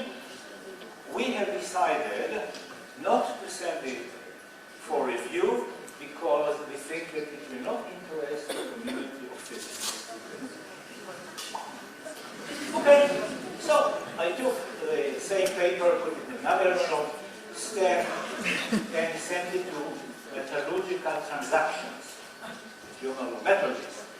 And they accepted it and published it. But they published it 8 months later, deep into June of 1985, and this was in October of 1985. Okay, in the meantime, I was back at MBS for the summer. I came there every summer. My host, his name is John Kahn, passed away a few weeks ago, regretfully. I showed him the paper and I said, why do you think it was rejected? John read it and we had some arguments and discussions. John came up with an idea, let's do something completely different. Publish something which is quick and without the E.Yonath model, just observation from first day. And we wrote such a paper with another scientist who came from France. John brought him there. His name is Denis Gratias. Denis Gratias is a mathematical crystallographer, at that time in Vitry, in France. And the three of us wrote the paper. E.Yonath was on the paper also, Mr. Nigram, and we sent it to PRL, Physical Review Letters. It was accepted and it was published. And when this was published in June, I'm sorry, this was the second paper to publish in November 12 of 1984. When this paper was published, hell broke loose. Because from all over the world, I started to receive emails, telephone calls, letters, telegrams. We have it. This is fantastic. And in no time, the large community of our young scientists grew around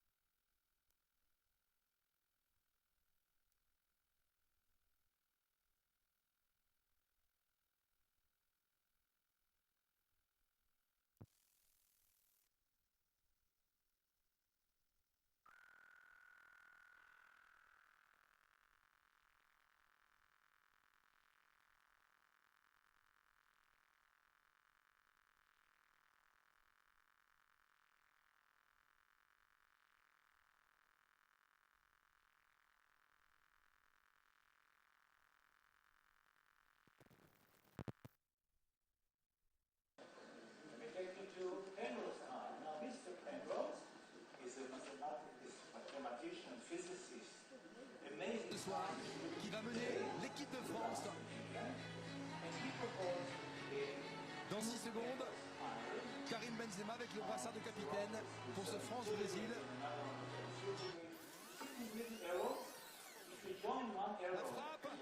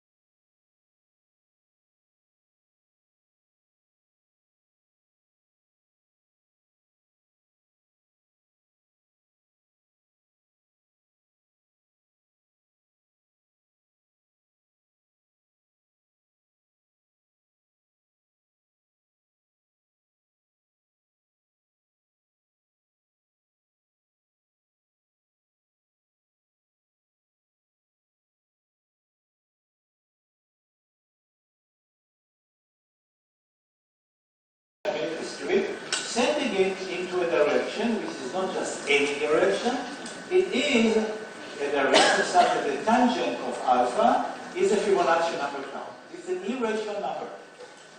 Now, what does it mean? Այսօր ինչ That they send it into an irrational direction. It means Այսօր ոչ, երեկով վերջացավ Ղարաբաղի հարցը։ Այսօր կքննարկվի Թուրքիո հարցը։ these two lines will never ever meet any other point. Երեսփոխաններ կքննադատեն Թուրքիա Եվրոպական միություն այս փախստականներու համասայնությունը որ եղած է։ Ճիշտ գնշեն, որ սխալ էր, բեք չէ, Ռուսիան, Թուրքիան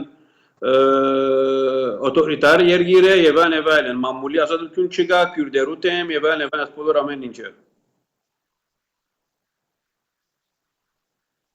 Առայժմ չէ, առայժմ բան չկա, հավանաբար լավ վաղը, որովհետև պիտի վաղնալ խոսվի եւ կվերագրվի Թուրքիո 2015-ի տարեկան զեկույցը։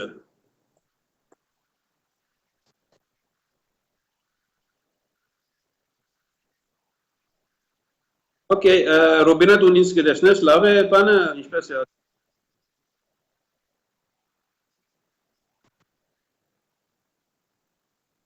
Չեմ լսեր։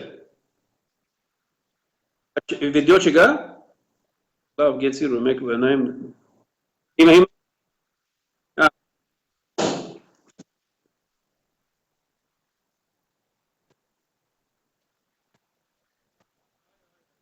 տաբլետով եմ։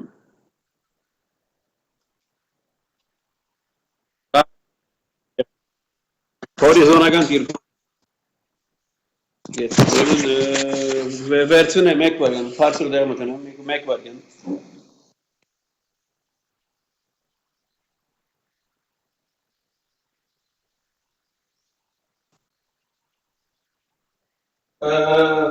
Ժամի շուրջ խոսինք, քանի որ այսօր էսի ներս ու դուրս պիտի ելնամ։ Այնպես մեջ չունեմ, որ այո ասեմ, հետո չկարողանամ, այսինքն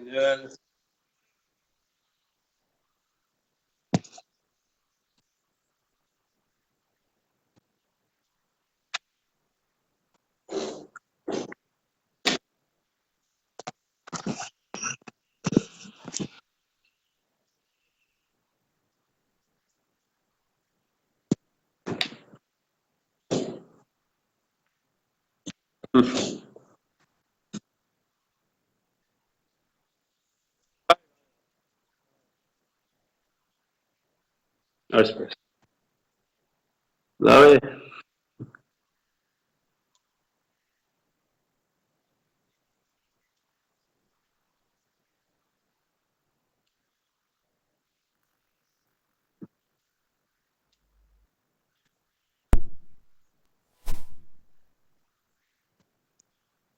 Բարև ձեզ ալ։ Հիմա նայենք ինչպես է մեր գաբը, ես արդեն ստուդիոն եմ։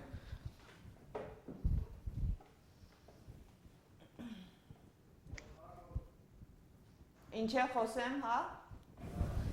Hello and welcome yet again, blah blah blah.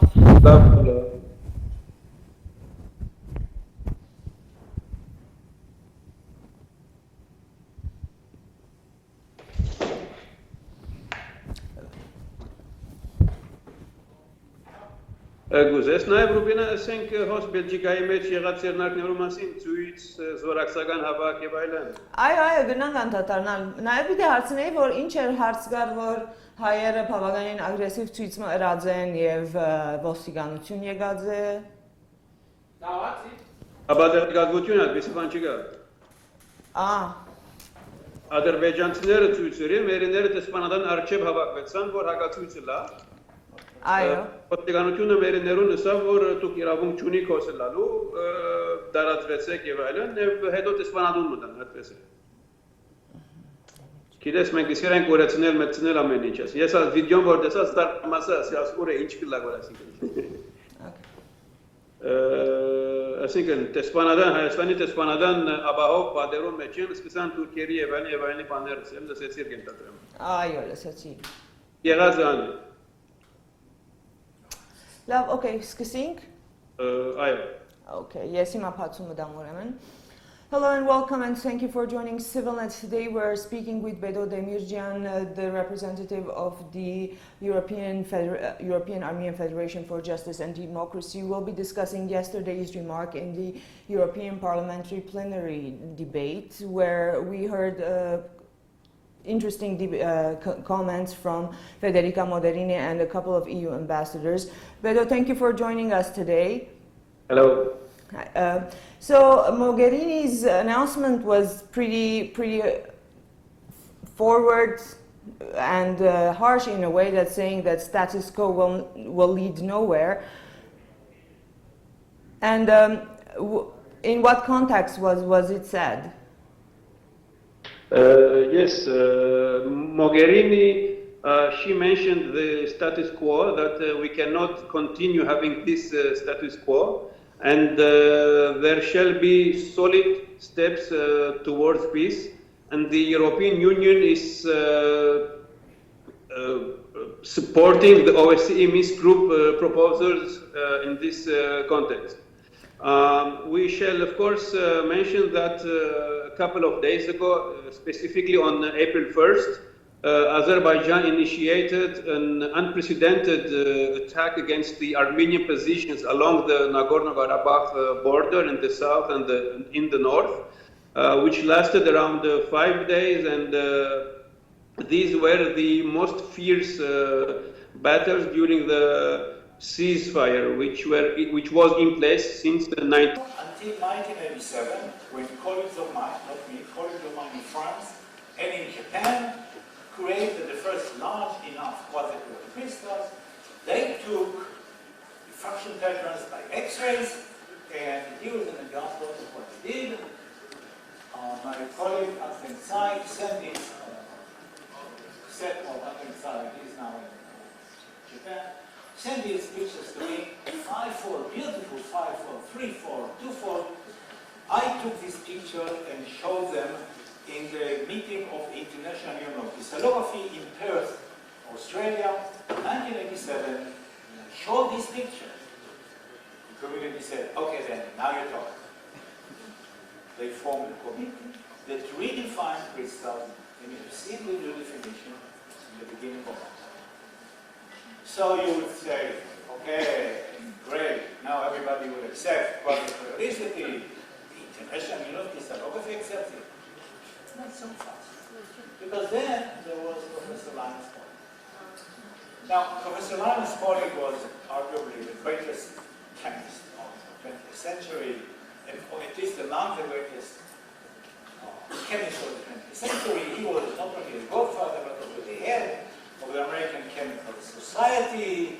He was an extremely flamboyant speaker, and he stood in front of hundreds and hundreds of people saying, Shechtman is talking nonsense. None of quasi-Christian, just quasi-scientists. And everybody cheered. I was there.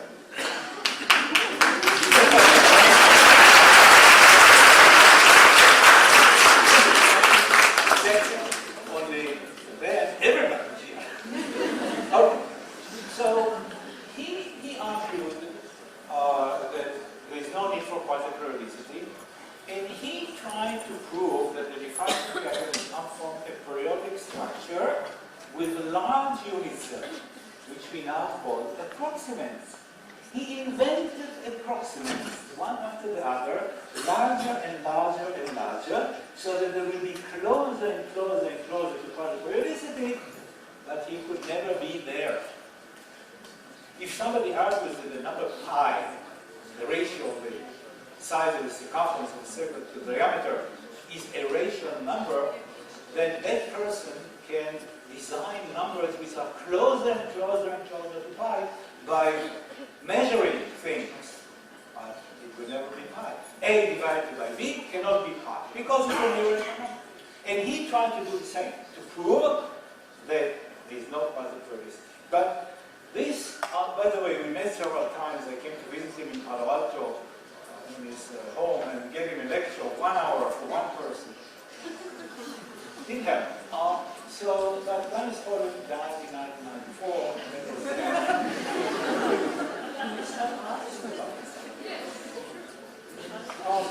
So, it took him 10 years to try to really find something periodic that could explain the function. He was not successful. He died in the non-believer. Okay. I want to mention a few names which made seminal contributions, and these are Roger Penrose and Helen Mackay. Roger Penrose I mentioned, Penrose ties. Helen Mackay is a mathematical crystallographer living in England also, and he showed that if you take the diffraction pattern from Penrose tiles, you get a 5-fold rotation pattern with sharp points. So he added mathematics to work, or he added the reciprocal space to the real space of Roger Penrose tiles. Very important people. E.Yonath was the person who wrote the first paper with me and the second. Then he got John Kahn, I mentioned them to you. Then he got Stephen Frank, John Kahn passed away a few weeks ago. And Nobel Days and Paul Steinhardt are the two scientists who proposed the tiling model as opposed to the E.Yonath model, the physical model, as a mathematical model, to explain quasi-periodicity. Okay, now a little story to release tension. In 1986, in the summer, I came back to MDS near Washington, as I came every summer, and a friend of mine, Bob Schaefer, brought this drawing he made by hand to the lunch hour, and I confiscated it from him, and this is why you can see. But it's an amazing thing to see, because it shows you the extent of explosion in activity that took place that night. So what do we have here? Here we have time. This is month, these are months in 1986. January, February, and we are now in July. I came in July. Okay? So this meeting in lunch table was in July. Here we have 1 over n. What is n? N is number of pages in the bibliography. We hired a secretary who collected all the papers from all over the world on quasi-periodic material. She created a library, and on the computer she introduced all of the names of the paper, at least bibliography, like you write like you read in an article. Okay? And let's say that every page has maybe 20 articles. And n is the number of pages. So if n is 1, then we have 20 articles. If n is 10, we have 200 articles, and so on. This is 1 over n. So this point here is 01, that means that n is 10, so 200 papers, and so on. So we started in February and counted the number of papers, that's all, or number of pages. And as a good scientist, he drew all these X's, and connected them with a straight line to predict that in December of 1986, the number of papers on quasi-periodicity will reach infinity. All the force of Amazon will have to be cut just to print this paper. Well, it didn't happen. But this was the feeling that it's an explosion of activity around the world. It was an amazing fact. I want to sum up by saying this one. While as before we knew that order in crystal was synonym to periodicity, now we know that order can be periodic and it can be quasi-periodic. Now, I want to let you ask questions. It's exactly 1 hour minus 4 minutes, so I have time to ask the first question, and I will also answer that question. And the question is very simple. Why is it that quasi-periodic materials were not discovered before 1982? You see, there was 70 years in which hundreds of crystallograpers studied hundreds of thousands of crystals, and nobody could find a quasi-periodic crystal. Why? Why not somebody else? I'll try to answer. Number one, quasi-periodic materials have to be, I'm sorry, are they rare? That is, are very rare. Only by luck, structure that what? Maybe they are very old. Maybe they are not stable. You touch them, they disintegrate. You heat them up, they transform. Or are they difficult to make? Now with my magic fingers made one. Or are they made of rare elements? Praseodymium, gadolinium, and a bunch of zinc? What? Why were they not discovered before? Are they rare? Not at all. There are hundreds of compositions. All metallic compositions have quasi-periodic phases in them. Hundreds. This is not the reason it was not discovered before. This is just a short list based on the movement. Are they not stable? Many are not stable, but what does it mean? It means that you can make them by rapid solidification or by PVD, CVD, and they will be quasi-periodic, and when you heat them up to 450 degrees C, they will transform to periodic structures. But at room temperature, they are quasi-periodic. You can study them as algae. And then there are stable ones. This composition and more are stable. Stable means that they melt congruently. It means that when you heat them up, they will melt without transforming into any other phase on the way to the melting point. These are the melt congruent. Okay, this is that. Okay.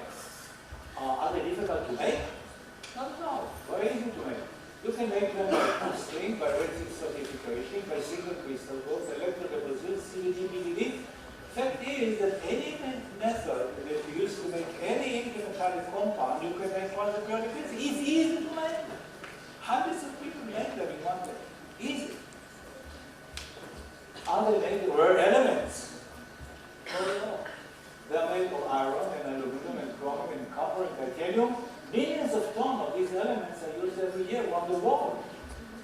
Maybe rare elements. So what is it? One is it that quasi-periodic materials were never discovered before 1982. Now I will try to answer that question. Now it becomes a subjective opinion of the mind. First of all, quasi-periodic materials had to be discovered by transmission electron microscopy because they were very small. And for a transmission electron microscopy, there is nothing too small. But for X-ray diffraction, if you take a quasi-periodic material, which is quasi-crystalline, there's many small crystals in it, and you take the diffraction pattern, you will receive rings. And you cannot see the 5-fold rotational symmetry. You cannot discover it if you did X-ray diffraction. Many people took X-ray diffraction for this material. And in the phase diagrams, they wrote complex structure. Nobody could understand what it was. So TM, transmission electron microscope, was a key tool to discover quasi-periodic material. Okay, you can say, TM, I mean, thousands of people around the world use TM. Why you? Well, using the transmission microscope is not enough. You have to be an expert in transmission electron microscopy to the extent that you can teach the subject. you have to be an expert. So, you have to be a professional. And my advice to you, young people, is that if you want to succeed in science, in your scientific career, then become an expert in something you like and you can do it now. Find something you like and become number one in your class, in your school, in your country, in the world. Try to become number one. Be an expert. If you are an expert, then many good things will happen to you as well as time. So you have to be a professional. I can tell you that among all those thousands of people who use transfusion microscopy around the world, very, very few becomes experts in electron microscopy. Why so? Because it is, number one, expensive for the professor to pay for hours on the electron microscopes. Usually they say, hey, take a few pictures and 5 pictures, great, now you do the thermodynamic measurements. So you can all become an expert. To become an expert, you have to spend day and nights and hundreds of thousands of hours on the microscope, learn all the theory to the extent that you can teach it, then you're an expert. With a lot of experience, you'll see many things. When I saw that picture with the dark spoon, I knew that it is something special. You have to know that. Become a professional. Number 3, tenacity. What is tenacity? Tenacity means be like a Rottweiler dog. You bite, you don't let go. You find something interesting, something strange, don't throw it away. In most cases, it may be an artifact. It may be something that somebody discovered 30 years before. But in some cases, just in some cases, you made a great discovery that may change your life and the life of the world. Have tenacity. You bite. You don't let go until you understand what's going on there. Let me give you an example. I know a person, he knows me, who discovered my diffraction pattern years before me. How do you know that? His professor told me. His professor in Europe sieved through the plates. You remember glass plates that he students took? He pulls one, my diffraction pattern. He looks at the date before me.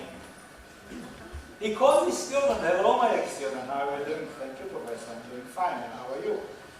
I'm fine too. Tell me something, do you know that you have seen Danny Shechtman's diffraction pattern before then? He said, yes, Professor. He said, Professor, why didn't you tell me? He said, ex-student, you know, Professor? If I told you, you would want me to stay for 2 more years on my PhD. He found it. We met only several years, we knew about each other so long. We met a couple of years ago, and he's a great scientist. He works as chief scientist in a very good company. He's a great scientist, but he was not like a Rottweiler dog. He just filed it. So, you know the advice. Find something strange, find out what it is. Don't let go. Believing in yourself. You can believe in yourself if you are a professional. Right?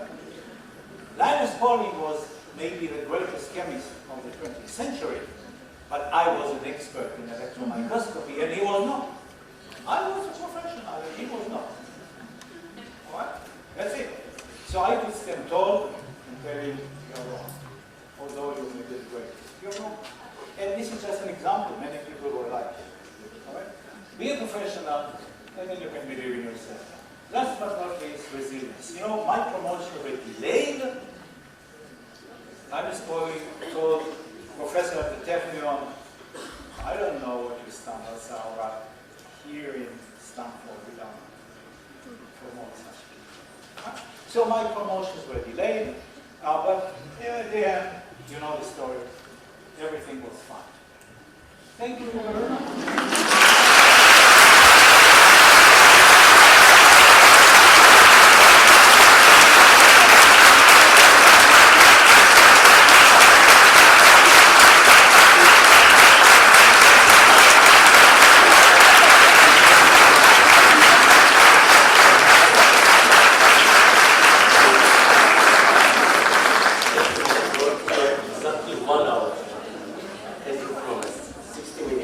So, any questions?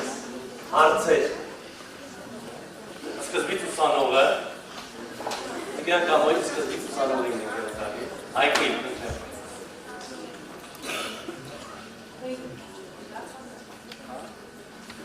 Thank you very much for your really interesting presentation. I would like to know what were you interested in material science and why did you choose this field?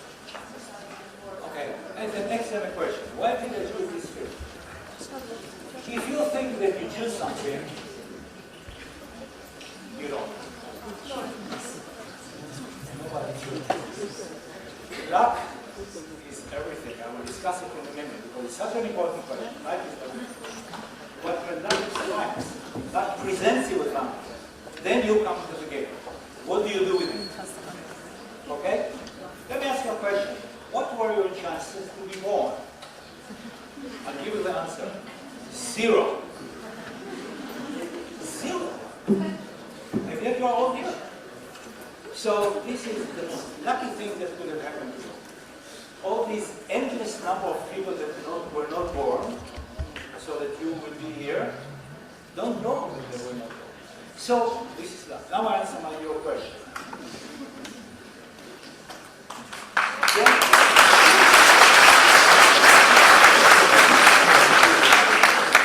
John Kahn, my host, visited the Techno in 1979 for a month or so, and I was doing electron microscopy of readily solidified materials. Why did I work? This is the previous story, but you have to start somewhere. So I started. Somebody recommended me. He said, ready solidification. Ready solidification. And then this is what I did. So I studied material. And in order to study how there is in the transmission electron microscope, you have to make them very thin. Now think about the powder particle, the size of which is 1 micron, and you want to make it 1/10 of a micron thick. How do you do that? You don't even see it. How do you make it? I developed a method to produce endless number of very thin powder particles, and I can study readily solidified powder. I knew that John Kahn and NDS were interested in such object. I went up to his room and said, to his office, and said, "Hey John, you want to see something interesting?" "Yeah," he said. "Let's see." He came and said, "Wow, we tried for 2 years to have one picture like yours, then you have them all, endless number. How do you do that?" I said, "Well, I developed a technique." And he said, "Come for your sabbatical to NDS." This is why I came there. And this is how it started. My project was sponsored by DARPA. They wanted me to develop rapidly solidified aluminum transition metal alloys for aerospace purposes. Okay, here was another lesson. If you add 1% manganese to aluminum, it may be useful. Useful alloy. 5% may be useful. 10% no. Totally useless. 15% no. 20% no. Useless. Interesting scientifically. So, this is what we scientists do. We get money to perform applied research, and on the side we perform basic research, which brings great results. But let me dwell on this for 1 more minute. This is what happened. I went to his office, he was there, he came down to the microscope, and the end is clear. Another scenario that didn't happen, I go up to his office and he's in the bathroom. Quasi questa sono le scale. What? No. It's everything. Everything that we do, every step that we take is love. But the question, you come into the game, what do you do with all this? Okay, next question.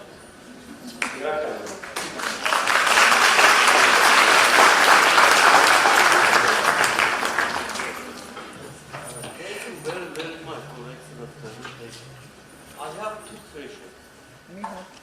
The first, we remember the Schrödinger horse, the quantum mechanics founder, Schrödinger.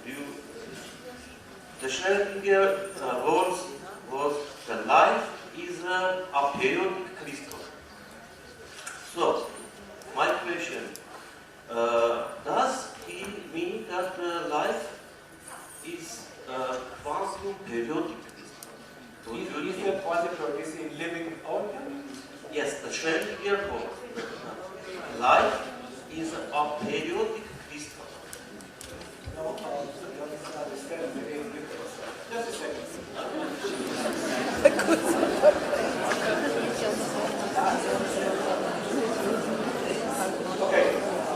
I will not. I have no opinion. And I propose to you something. Read Penrose's, read Roger Penrose's books. He discusses it in detail, but there are no proofs. It's just philosophical. No. My question is not philosophical. My question is, does quasi-periodic crystals are liquid crystals or not? How do you think? Liquid. Are they ordered or not? Yes, they are the same or not?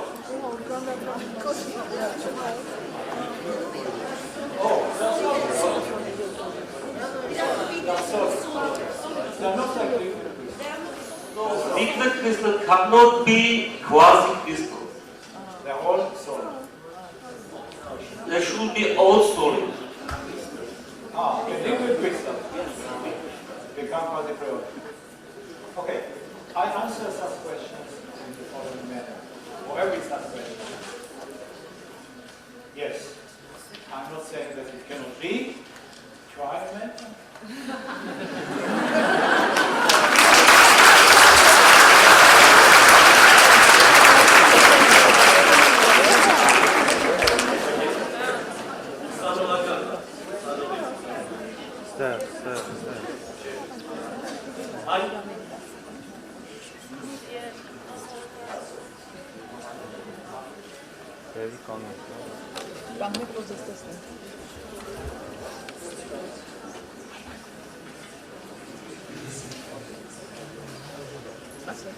I want to ask about Penrose tannings.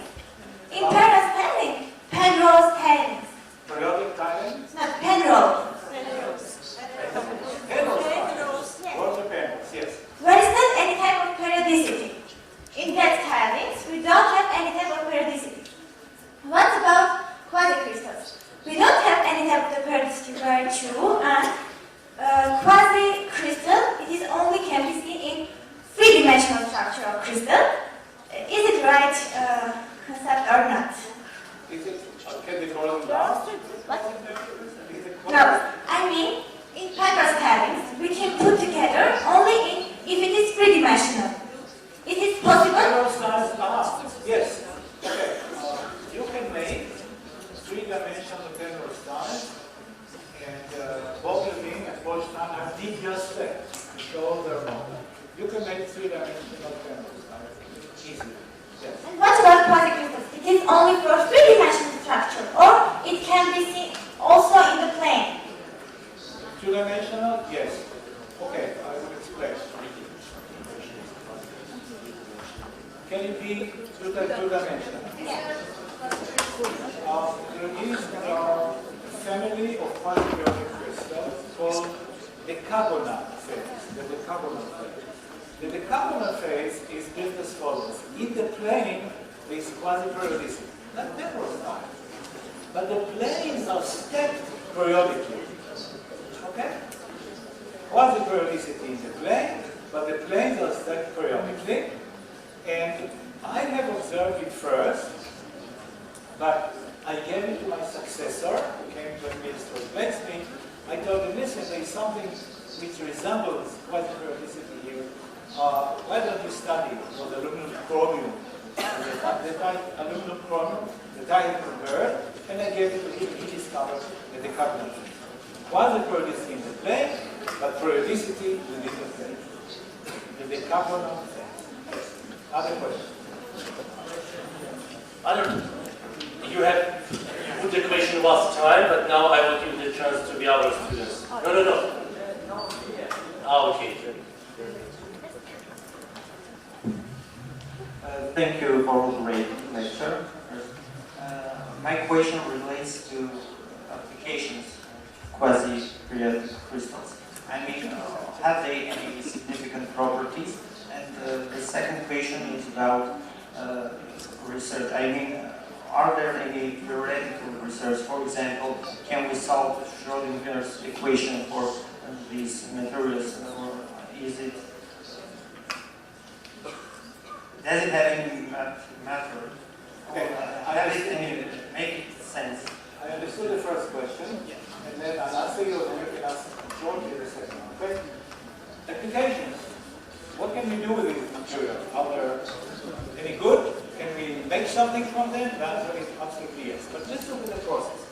When you have a new set of materials, this is a large family of new materials with quasi-periodic order, what you do is start to study the properties of each and every one of them. And people around the world, thousands of them, study properties of quasi-periodic crystals. And when they discover something interesting, and I will detail that, something interesting in the properties, then maybe it can have some applications. Okay? So let me describe some of them. Let's start with mechanical properties. Mechanical properties of quasi-periodic materials are known. They are brittle, they break. You cannot build anything on them, but you can coat them on something. And some materials, some quasi-periodic materials, have non-stick properties, like Shechtman. So they coat frying pans with quasi-periodic coating, and then you can make an omelette or filet mignon on it, and it doesn't stick. Not Teflon, but it's better than Teflon because it doesn't peel. It's not poisonous. It's very hard material, and it says very good. There was a company in France that made them. They don't make them anymore for some reason. So a large company, Saint-Gobain, bought them and decided to make them. Another problem. Electrical conductivity of many quasi-periodic materials behave opposite to superconductor. The superconductor, as you lower the temperature, the resistivity goes to zero. In many quasi-periodic materials, when you lower the temperature, the resistivity goes to high value. Not to infinity, but to a high value.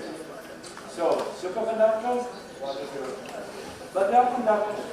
But they conduct heat very slowly. So there is electrical conductivity, but they become a partial insulator for heat transfer. And that may have some resistance stabilize when you don't want heat transfer, but you do want electrical transfer. Chemical properties. One is such powder, rapidly solidified powder of quasi-periodic material that contain copper. And when the copper atom sits on the surface, they make like catalysts in chemical reactions, and in Japan they make alcohol based on such powder as catalysts. Okay, some of them have interesting optical properties, interesting magnetic properties, and every time you find an interesting property, you can find uses. Last but not least, they, as I mentioned, their friction and wear properties are very interesting. They're hard, with low coefficient of friction. So anywhere you need low coefficient of friction, you can make it possible with material, and it is applied. Now, there aren't very many uses for quasi-periodic materials. The most interesting thing is scientific interest in them, but there are uses there. Now, the concept of quasi-periodicity penetrated into other fields, like I know an architect who designed pentacity based on a pentagon. So everything is in the center, and there are 5 branches of neighborhoods. And I asked him, why pentacity? Why not hexacity? He said, oh, you don't understand. Okay, so architects, it penetrated into antennas. And then there are other fields where the concept, not the material, the concept it became useful. Other questions? The last question. Hi. Well, you can talk. I will look at you said that we have the principle of Fibonacci number in the rabbits, in the comparison. And also we have the principle of Fibonacci number in the quasi-crystals. And is it possible that those atoms that grow into a quasi-crystal, the atoms, atoms. that grow into Order in quasi-periodic order. Maybe with some chemical interaction that also act like rabbits. the atoms. That's like rhythm. Chemical interaction. Quasi-periodic chemical interactions. How they create the interconnection number principle by placing one atom with coupling with another atom. Okay, I will try to answer your question, although I don't understand it. Quasi-periodic materials are thermodynamically stable. That means that the free energy is the lowest of all other arrangements of atoms. This is why they are built this way. So they are stable thermodynamically, and this is why they are built this way. The order, if you try to order them in a different way, it will be metastable. They have Why we have that principle of Fibonacci number in this quasi-crystal? Why? Why chemical Why do we have phi or tau and not pi, for instance? Not another. I don't say that there are no materials with pi there. There may be there. I encourage you to find them. No. There's no reason why there will not be other types of quasi-periodic materials. And in fact, there are quite a few of them which are different from each other. Not all of them. I mentioned two. I mentioned icosahedral phase and then the covalent phase. Answering to this. So, and there may be more. The field is open for what is happening all the time. And new materials are found all the time, every time. Thank you very much. Lunch break.